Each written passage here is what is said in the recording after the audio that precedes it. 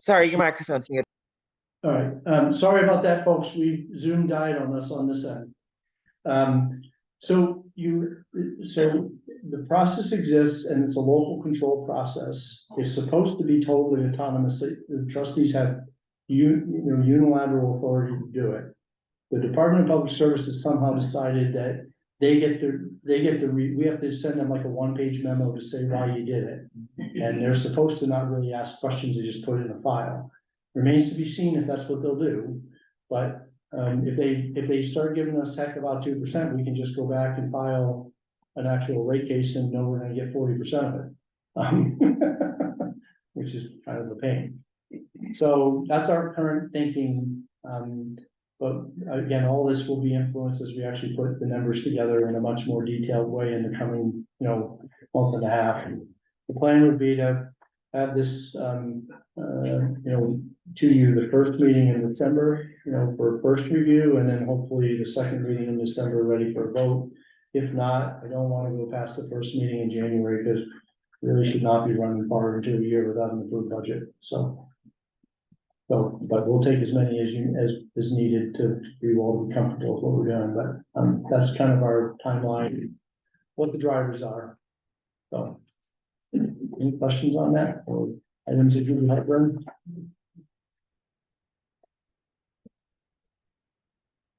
No.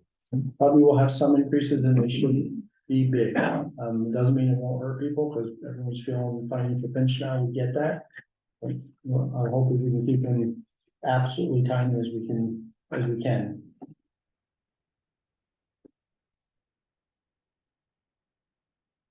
Okay. All right. Great. I know that was long-winded. Sorry about that. No. Well done. Thank you. Yes. Cute.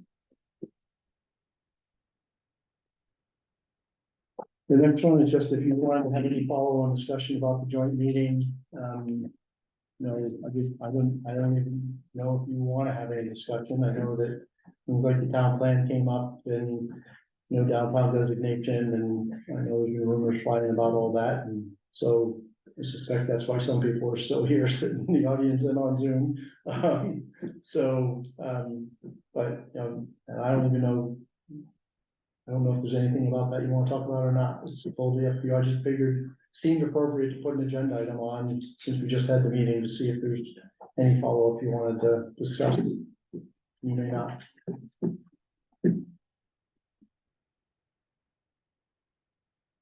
The only thing I add is that it was too formal for me. I like it used to be, whether dinner or coffee or something, but just to be more of a social, because that's what it should have been more, and it wasn't very conducive to a lot of I don't think a lot of conversations or statements being made, and I think it's not what we wanted at the combined meetings. So we've always had the meetings to kind of socialize and talk and discuss things, and not be so formal. I think it takes away from what we were actually trying to get done. Yeah, I think that's good. And I know you all had a bias in that direction before the meeting, and better or worse didn't turn out that way. But the other thing that came up at the meeting, and you may not want to talk about it, but and that's fine, is I don't know where this came from, but because I was at the meeting and I certainly didn't hear this, but I heard from multiple people that the trustees were not even open to a review of the town plan or downtown designation. I've tried to tell people it's not at all what I heard at the meeting. It's not what I've heard at these meetings. I don't have any clue where you all are on those topics. So I've tried to tell people that I don't know where the numbers came from, but I don't think they're based in reality. And so I don't think you've had the question yet. And I didn't hear any of you show opposition at the meeting to the potential of either of those happening. So, and maybe I'm the one that's wrong, maybe something, maybe that did come up and I just wasn't aware. But I just wanted to at least say out loud that somehow some rumors spread after that meeting that there was a big anti sitting in this building, and I didn't hear it. So I just wanted to say that out loud. If I've got it wrong, by all means tell me, but I don't think I have it.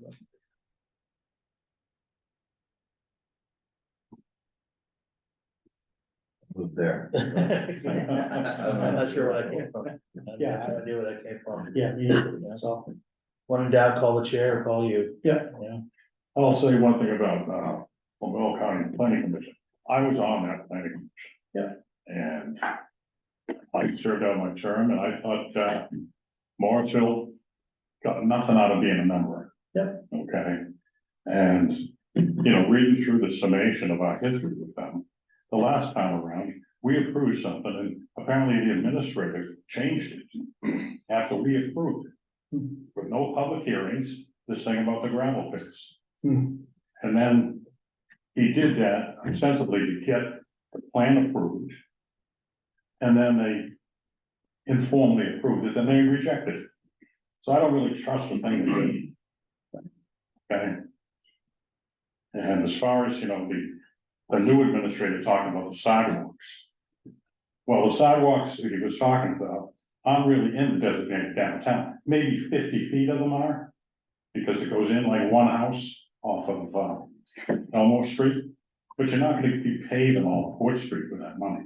right. And the other thing is, the state is number 8 on here. Oh, requires a modernization, restructuring of the state designation program. So we're applying for something we don't even know what it is. With Morrisville County, Planning Commission. I'm not in favor of that at all. Keep in mind, it's a two-step process. First, we get the town plan updated, which I think what I've heard people say is take 2 sentences out of the plan and you submit it. It's not more complicated than that. And only then, you can't apply for downtown designation until after you have an approved town plan. What I'd like to know is why the select board didn't appeal their decision. They had the power to do that without, Well, they they certainly, didn't do it. okay. I don't know.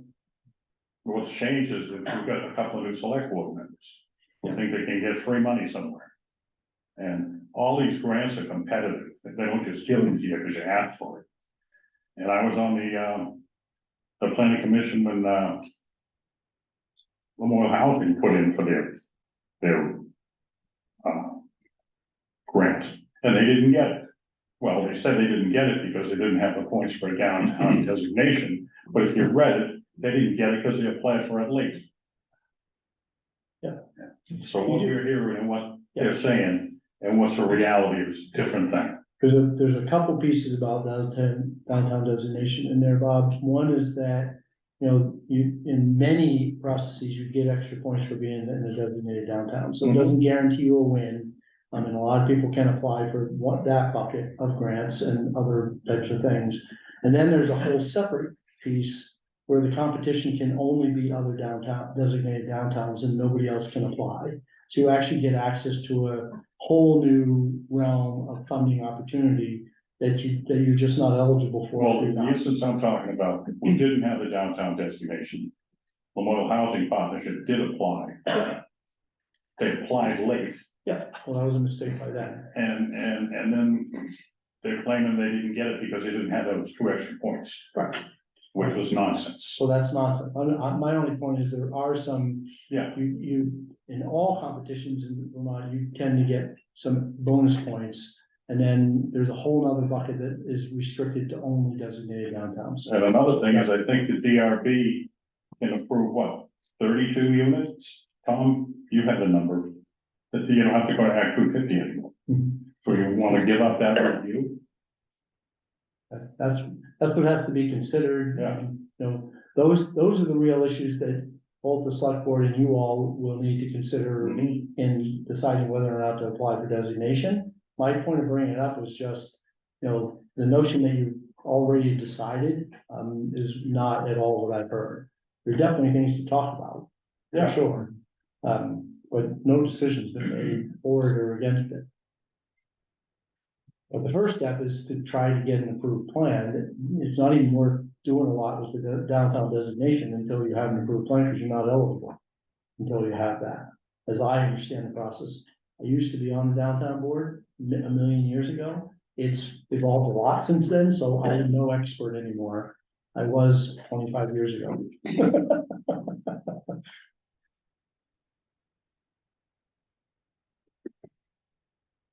All right, so, we'll probably, those items will probably be on a future agenda as this goes forward. I know, I think the select board will be talking about this. I know that planning council has talked about this and has laid out a process from their perspective, of what they are open to and not open to.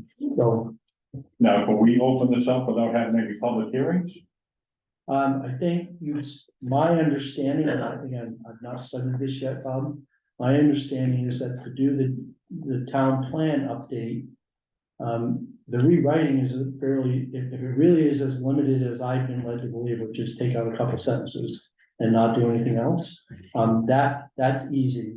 But then I believe that the select board has to have either 2 or 3 hearings, and you have to have 1. Those numbers may not be right, but you both have to have public hearings. So it probably takes about a 3-month process. The work to develop the plan amendment is not onerous at all, as I understand the process.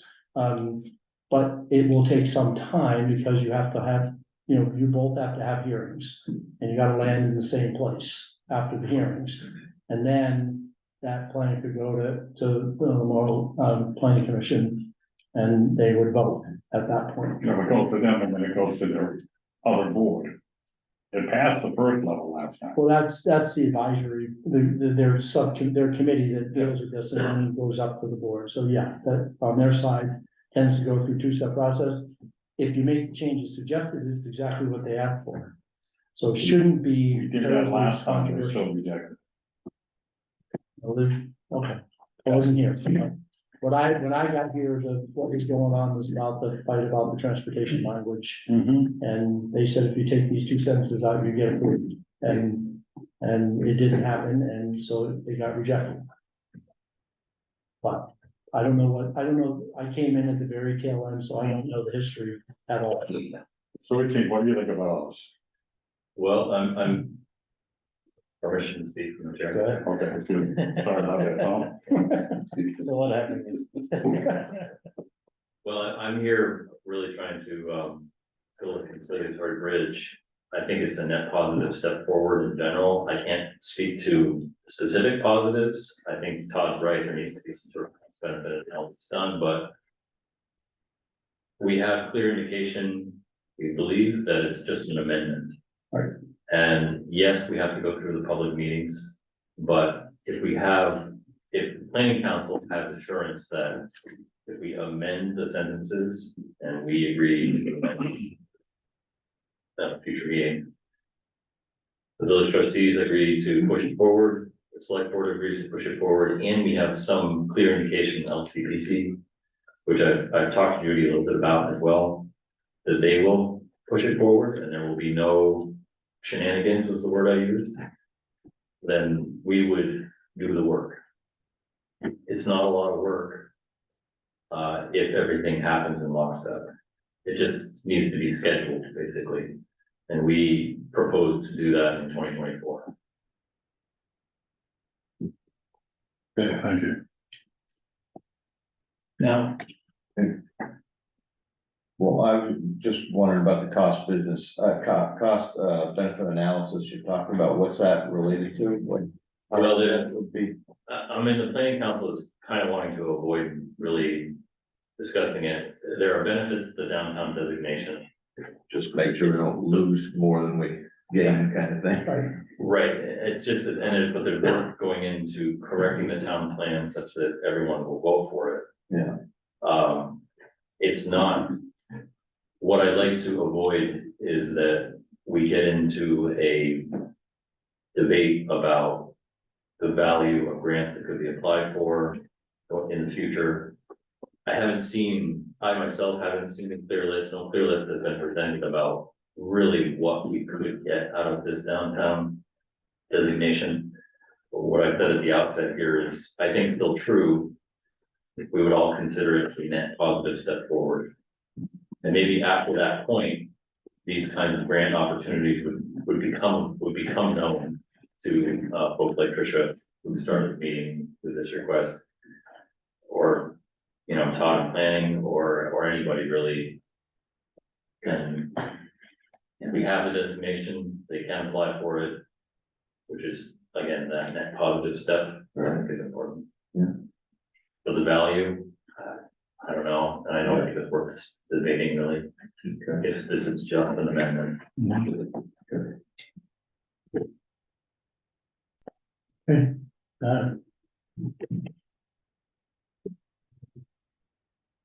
Anything else from the joint meeting? I have one other question. Sure. And, you at the joint meeting said that there's gonna have to be a lot of cost incurred to upgrade the electric system. And $50 to $100 million, but it wasn't really clear, like, what that will actually mean to the town. Bonds or rates or somewhere in between, is there any way to clarify the deal? Yeah, so I think most of it would be, long-term bonds, so it would keep the rate impacts reasonably okay. The interesting thing is, you know, if the state really is gonna mandate that we electrify everything, heating, hot water, and personal transport, for the first time in 20 years, this utility will actually have revenue growth.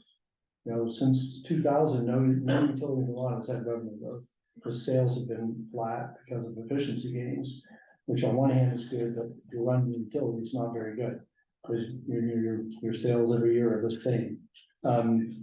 And so actually, in that model, you know, even you can done some back of the envelope calcs, you'll have to do more, but the added cost to support the debt service, because you have more revenue, might be less than the rate increases if we have static sales over time, and yet the cost of power supply is gonna go up because of the drive towards more renewables, which costs more. So it might actually be a cheaper future.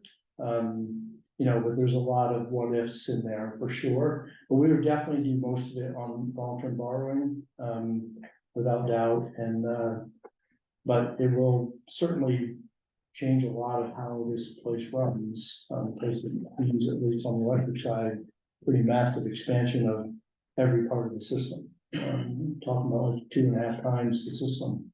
We'll go from 8.5 to 9 megawatt peak to something on the order of 23. So it doesn't matter if you know what megawatt is or not. That the rank order of those two numbers gives you a sense of how big the change is, right? So it'll be a pretty big and dramatic change, if that comes to pass. Well, if I do my part, then, but if you saw my electric bill, you would say I was doing my part. Yeah. And the notion is that even though people's electric bill will be bigger, I mean, what the state, when I say that, you know, so everyone will be paying us more. And if the state has their way, you're not buying gasoline, you're not buying propane, you're not buying heating oil. And so in theory, because electricity is so much cheaper than all three of those, even though your electric bill will go up a lot, your total energy bill will go down, even with a higher electric rate. That's the theory that the state's pushing. That has not been proven out yet, right? So, and one of the big things the state's never wanted to talk about is the cost of, what it takes to upgrade the electric system to grid. That's never been incorporated. I think when we file our IRP later this month, integrated resource plan, we're the first ones that are putting those numbers in the plan. Everyone else has had them and has been afraid to put them in the plan, because it doesn't fit the narrative of the policy. So we're gonna publish it. Good. What's next? Oh, SQRP. Sport. Yep, so the sport, which was in the packet is a, it's a state filing we're mandated to put in, and it's one that I don't think it's always happened here, but it's actually required that it go to the trustees. David is much more, if you have questions about that filing, David's much more of a sport expert than me. But he actually went to me to get it filled out, as I understand, so, so, you know, these are just all the different kind of metrics that we get, that we have to keep track of and get scored on, and So this is the filing we're mandated to put in, and, so get used to seeing them, I think, once a quarter is what we're supposed to be. I don't think you've always gotten them historically, but it is a requirement, so we're trying to comply. Question, if A&R is no longer actively opposing our relicensing, is that sort of correct? It's sort of correct. Okay, well, who's paying the other side's legal bills now? I don't know.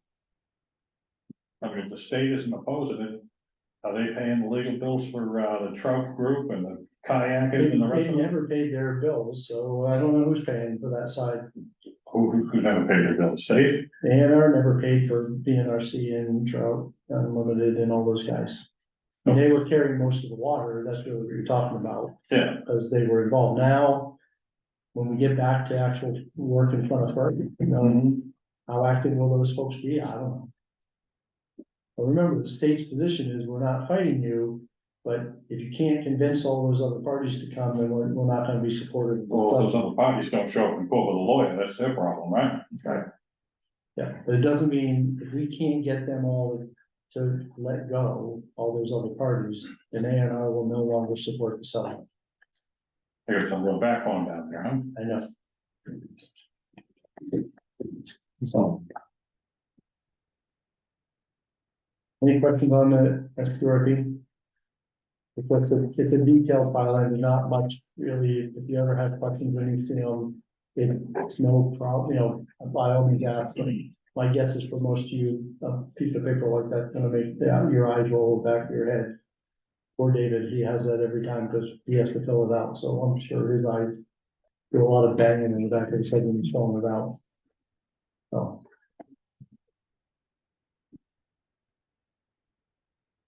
Hi, Tom.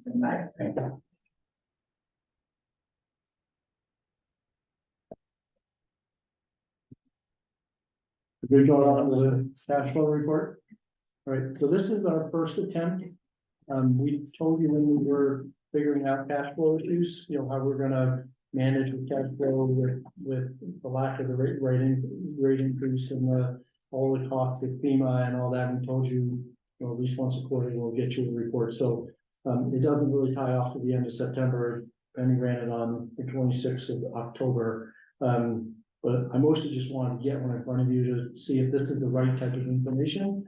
So what we tried to give you is first, is the line of credit that we put in place and how much of it has been called and how much is remaining. So we have an $811,000 line of credit. All of it's been used except $236,000. And as we can pay that back, we'll pay it back, of course. But that's about what we expected to be at this point. She added the ARPA funds, just there wasn't really something we said we were going to report on, but you know, we got those ARPA funds, and so and you approved your plan for how we should be spent, so I thought it was good to add it. So we got 620,000 of ARPA funds, and there's about 415,000 of those remaining, still all dedicated to the purposes that you approved. But so some of that's going on. And then on the FEMA side, that breaks out between electric and water. So you can see, you know, most of our expensive repairs haven't started yet because it's the dredging at Morrisville, Penstock, and maybe the tail races, and we haven't done anything with the water plant for repairs yet. You know, at well 3, so that's the backup well. So the expensive stuff is coming later. So we've spent about $78,000. You authorize us to take that out of the Green River Fund temporarily as we need to. We haven't done that yet. We're still managing off the line. If we start having trouble with the line of credit, then we'll pull some money over from the Green River. But right now we haven't done that.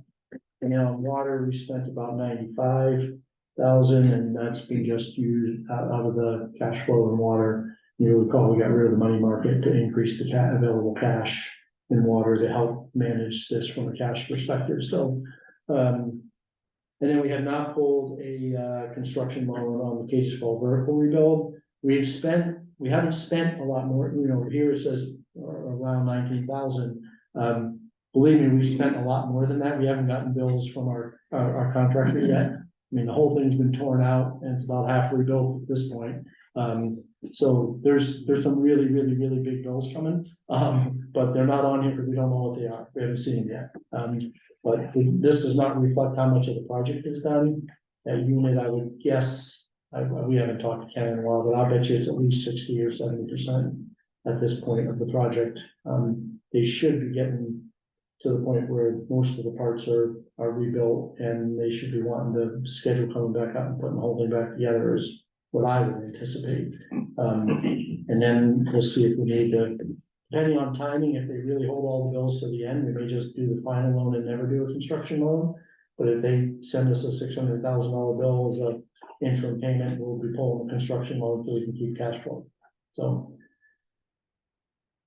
that's the update, and if there's formatting issues or information that, you know, we promised that since you gave us all the flexibility to manage cash, we promised to report. So that's the attempt. If this isn't as clear as it should be, by all means, you can talk to me, talk to Penny.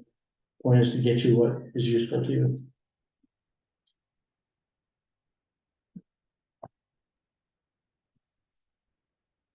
Okay, good. Management report. Kevin, you're up. Any questions on anything I have figured out?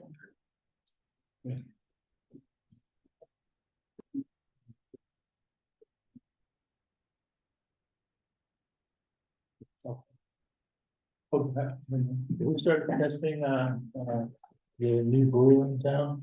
We did a baseline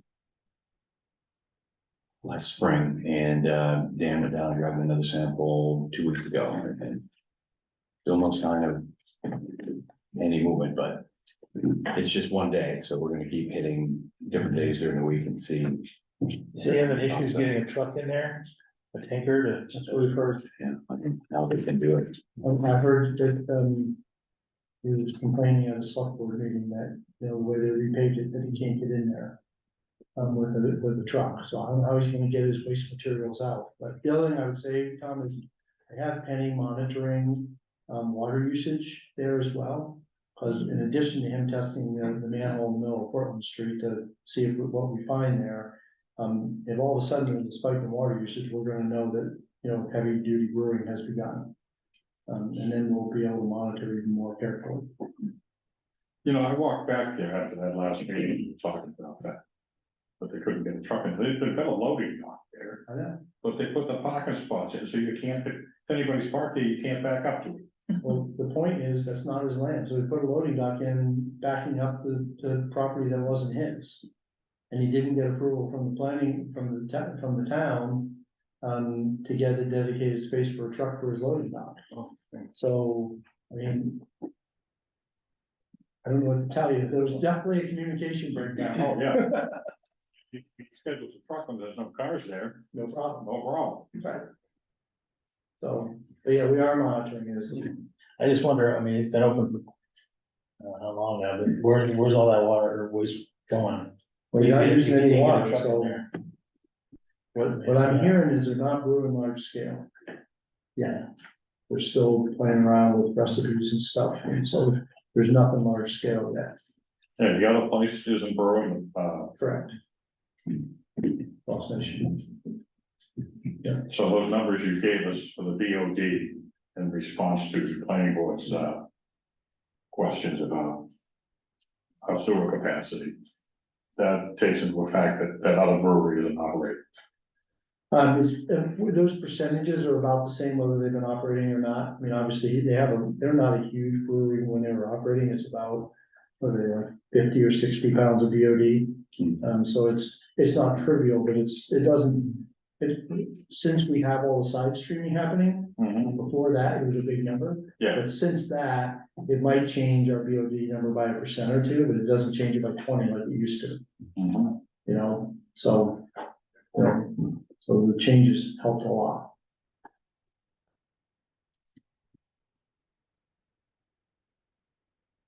Okay, we're on next, about electric. Well, unless there's anything that Jeff tried out at you that you've got questions about, to summarize, we have slowed down on the customer wood, finished up a few larger customer jobs, and we're shifting to setting poles. We started on the Stagecoach Road. We did a couple just below your house, Bob, on the transmission line that were beginning to make me concerned for their moving.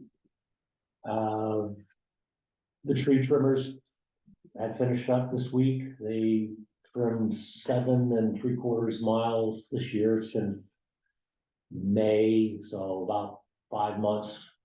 I think they did a really good job for us. Hopefully we'll get the same crew back next year. That's significant, by the way, the previous years, because last year we didn't have a contractor, so we didn't have any mileage.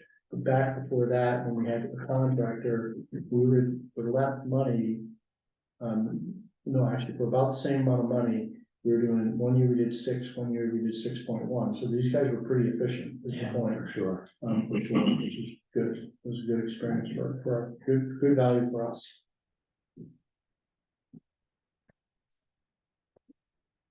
But 2 linemen working in Linden assisting, how do we work that out or justify that? Well, I see that there's advantages for on a number of different fronts. You've got the fact that we've got our new crew who are now getting up to their qualifications where we can go and help another utility where in the past they just didn't have the qualifications to do that. They're getting that experience where they're going off system. They learn how other systems are being built and operated. So they're gaining more experience as they get closer to their first class credentials. It also creates relationships with our elderly municipal neighbors in the event that we need mutual aid. We've already been on their system. This is an opportunity to do it in the daylight hours, send our crew to get that experience off system in the daylight hours, to just make ready work for communications. And they got money to do their internet and fiber construction. So we're not sending our young first class linemen on a strange system in the middle of the dark under storm conditions. So I see some advantages to doing that. And then Linden is paying us out of a fund that is coming to them from The fiber provider fiber. for the Yeah. project work. So it's guaranteed income to us from them. Okay. And they pay a fee for the trucks, I mean, they pay 100% of everything. So including our administrative fee, Yeah. so it all gets marked up as if it was any other customer, same as we bill anyone in town, when David develops a invoice. Okay. This is more general, just, I know linemen go out and help across states, across the country. Is there any concern with one of our people getting hurt on somebody else's system, and how do you deal with that liability or? Well, the host employee, say Morrisville had a lineman come from another utility to work for us, we're the host employee. And we have to do what's called an onboard meet and greet with the lineman. We gotta tell them what our system voltages are, where our sources are, where the substations are, where the fuse points are, what our practices are for cover up, live line work, things like that. And then we have to most often send somebody with them if they're not familiar with our system or not qualified, first class linemen. So there's some of the precautions that we have in place and other utilities practice to keep the linemen safe. There's a lot of training that goes into being a lineman, period, that you just have to train your men in the right procedures and then make sure that when they go somewhere else, that's the way they do business. But if something happens, what complications arise because it's on somebody else's system? Is there anything out of, Well, workman's comp for one thing, it's not any different than them getting hurt on our system, I guess is what I'm getting at. providing we're not negligent as far as, did we do our onboard? Did we instruct them as to what our safety expectations are? Okay. And that was part of sending them under these type of conditions, but they still had to do that. Yeah, Even though they're not up on live wires, they still had to understand, they had to go and meet with the team in Linden. They had to get told about, how the system runs, and they got a little experience in going in when it's calm, right? There's been a number of years where we haven't been able to do that, because we've had a small crew, haven't been able to get our system up and running, and then go to somebody else's. And then the qualifications, we've got a bunch of new guys here, so the mutual aid practice kind of fell off the table in Morrisville. And we've lost that relationship with the other utilities around us. That okay, we've been over to your system and helped you out, and there's a camaraderie in the lineman circle of, if you come and help us out, well, you just call me and I'm gonna come and help you out. We kind of lost that because of the personnel. There's also the reciprocity piece, and I don't remember how long David will correct me, but we've been on the other end of that for at least a couple of years. We didn't have enough fully qualified linemen to even have on-call covered overnight. So took shifts for us for a couple of years at least, right? Until only 6 or 8 months ago, when we got enough of our guys trained up enough as first class that we could take that back from them. And so part of it is, somebody did it for us, we pass it along, right? So it's also that sort of thing. Munis helping munis, basically.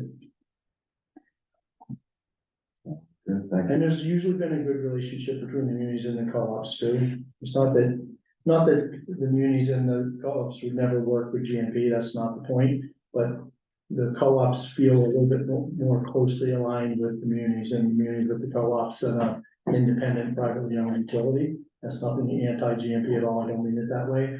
There's just, so you see like a lot of the munis that go help WEC, because WEC just has a disaster of a system. It's all overland, impossible to get to. They always have a ton of trouble as a result, and they don't have enough people to take care of it. So the munis, after we take care of our work, often help WEC. For example, BEC doesn't need us as much because they're pretty big, but occasionally they need help. But we haven't been able to do any of that, to David's point, we just didn't have a crew to be able to do it.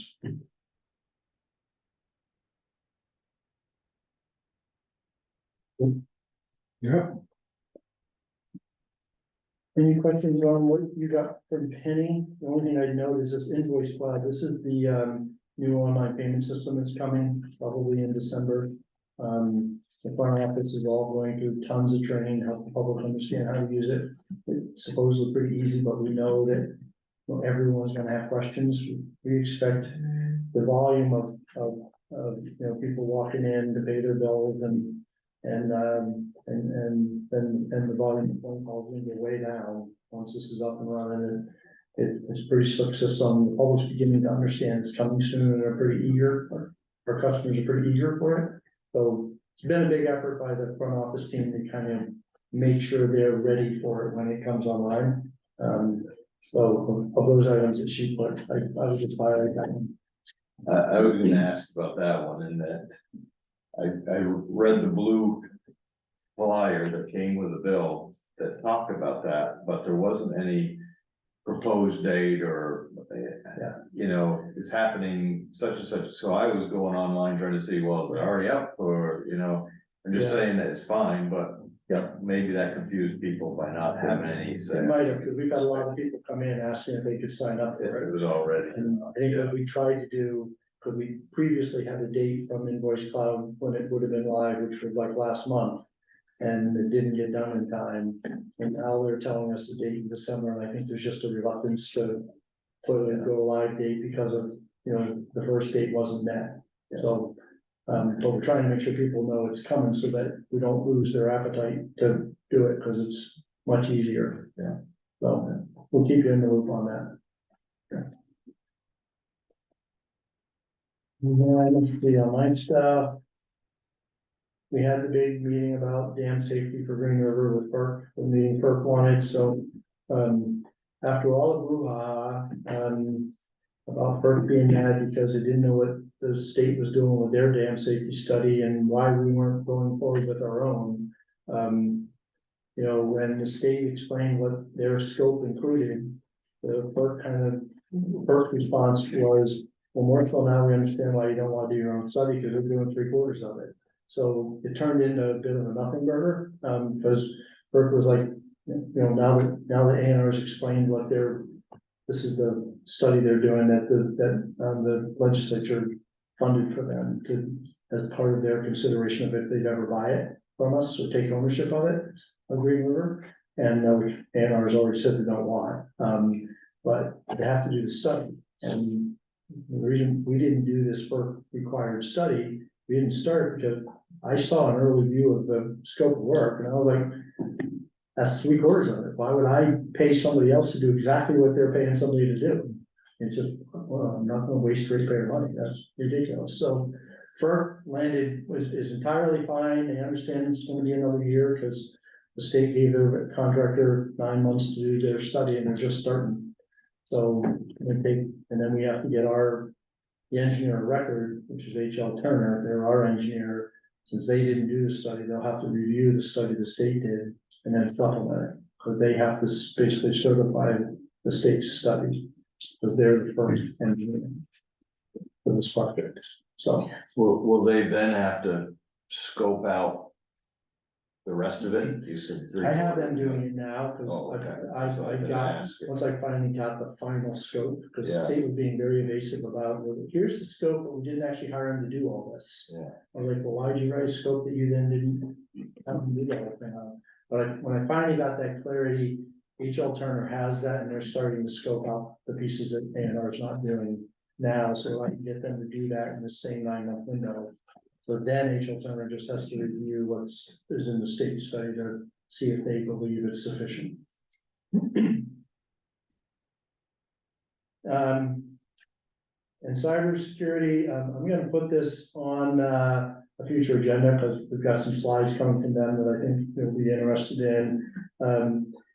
So when you get ranked on the DOE vulnerability assessment process that they have, as I warned you, we obviously didn't do well. That's the review, the computer review of all of our systems that they did. We actually did better on some of the other stuff, on some of the policy work. We didn't do terrible. We have a lot of work to do, let me say that. But I'll share that all with you in an upcoming meeting. So now, that's just trying to get us in line with Homeland Security, all the news, not just us. Since we've done the assessments, we're eligible for some federal money to help us, get the right things in place to make improvements. So that'll be the next step with that. Interestingly, on the scan of our system, about 60% of the issues that popped up were all on one computer, which is actually our old network computer, which is a 2011 computer that has software on it's just not supported anymore. And so it all comes up with red flags. So we're looking at retiring that unit, not buying a new one, because we're probably going to take our Empower data and we don't really need to have our OMS system on its own computer. It can sit on the NEPSA computers where everybody else's is, or it can sit on Empower's computers in Michigan. There's no latency. So we're probably gonna repurpose the Empower network, which is only a few years old, for all the other stuff. And then just get rid of that 2011 one, and that will get rid of something like 60% of all of our flags. Like that. We'll be in big, fast improvement mode. One action. So that's probably what you'll see us do, but I thought you'd be interested, you all expressed interest in the cyber stuff, so I'm not gonna bore you with literally like 550 pages of information that we got, but they've got certain slides in their slide decks that I think rise to the level that you'll be interested in it, since you do this for a living. If there's more you'd like to look at it, for that matter, after you see that, I'm happy to share. I'm not trying to hide anything, just I'm betting you don't want to read over 500 pages of cybersecurity material. Caroline. So I wanted you to be aware of that. And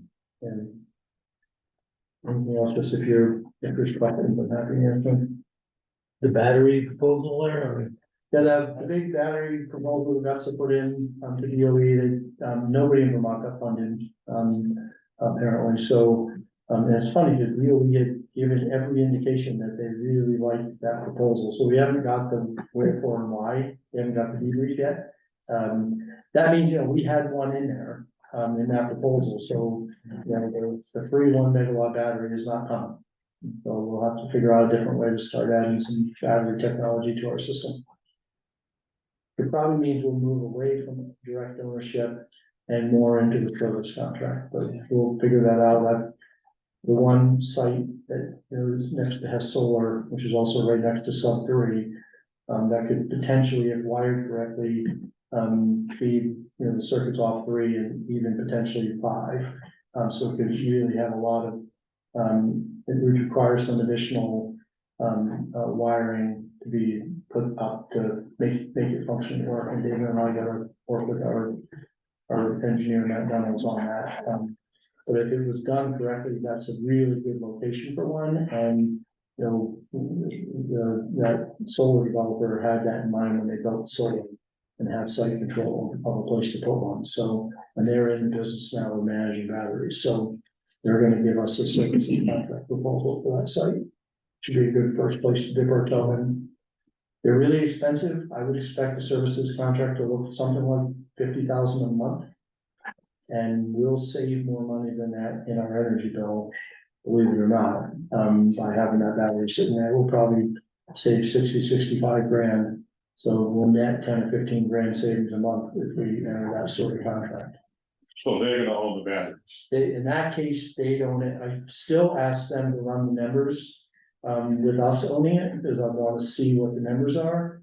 And so they develop it, and then we do an agreement for them to operate it, but we actually own it. The reason I want to see that is the Inflation Reduction Act, or the climate law, was what it really is, that passed last year. There's a provision in it that the tax credits that private developers get, that they can get for putting something like that in, are now available to municipal utilities as a grant from the IRS. So they can get a 30% tax credit, so we can get the same equivalent of that to our utility if we own it. So I want to see both numbers and understand the value proposition for both before we make a decision on which is the best for us. Well, I was looking at it a different way. If we own it, we're gonna have to pay property taxes on it. Right. And that may offset the difference. You may be right. We gotta look at all of that. So I've asked them for a proposal both ways on that, one with us, them developing and running it and us owning it, and one with them just, them having the whole thing and just sending us a service. So how much do these batteries cost? One, that big, Millions, millions? yeah. Hmm. Yeah, they're expensive, and they just play on the ISO New England markets, so for us, it would probably look like, we get access to load shave, 8 times a month, or something like that, so we chase peaks, and we chase, hot summer days, or really cold winter nights, and then we get to use the battery fully to knock the top off the peaks, which saves us tons of money. And we could probably write in if there's a rolling blackout that we get control of the battery to basically serve us rolling blackouts, if ISO calls them. And then the rest of the time, they're playing the spot market for, it's a peak every day. And you can make money every day if you own these batteries, right? And so they're charging us 50 grand a month in that model, and they're playing the spot market for peaks, frequency regulation to deal with voltage issues on the system. They're then playing every market that exists in ISO New England in that resource at that point.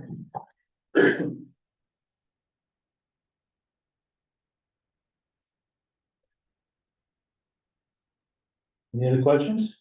I just wanted to let Mr. Pitkin know what we're gonna do. Are we gonna put it on the agenda next meeting to discuss, or, maybe give us his presentation? I think we ought to. I would like to see a write-up. I think we had talked about a write-up, of what he did and just kind of a propose if we were to approve it, what we'd say. And I mean, I know we've got, they're not there now, but we used to have pictures of these old guys. I don't even know who they are. Why do we have them up there? And, but they're, to me, we would like to We call it, look into it more, but it sounds like somebody is. the challenge, Devoted a lot of time. the challenge here is that our I know you don't know. longest serving employees are David and John, and. Yeah. And he wasn't here with them, so. Well, it doesn't have to be extensive, yeah, I Yeah, think, but- just, you know, but- kind of, just kind of encapsulate what Bill That's said, right. you know? And then, and John and David, you know, obviously they weren't here too long after he left. So they obviously heard stories, and so they don't have direct memories, but they heard the folklore, you know, for sure, you know, so. So for sure, we can pull something together on that. Tom, 2 years ago, I brought in a letter, I can find that. Yeah, Yeah. I remember. yeah, somewhere here. Okay. Don't ask me to find it in my house, 'cause my wife will clean it. Yeah, if that's the case, we can I find it. don't see any reason why we wouldn't, Let's plan to have it on the action item next time, okay. you know, Okay. we plan to do that. And I wrote down, just for what it's worth, a couple of future agenda items, we'll have to. I'll work with the chair to see when, or if he wants them on the agenda, but there's a request to put a discussion about merger on the agenda. And then probably there's a need, for a follow-up agenda with some, resource people in the room that know more than me about, you know, the town plan, downtown designation stuff, to get you more information, even long before, you know, any of that comes to you. So those are just a couple that could be future agenda items. I'll, you know, I'll work with the chair about when those fit best. And if you want them on at all, so, but, those are a couple that came up, that I wrote down. Any ideas, any questions? Comments? And none? Great, yeah, all right. Motion made to, begin the meeting? Motion seconded, meeting adjourned, 7:00.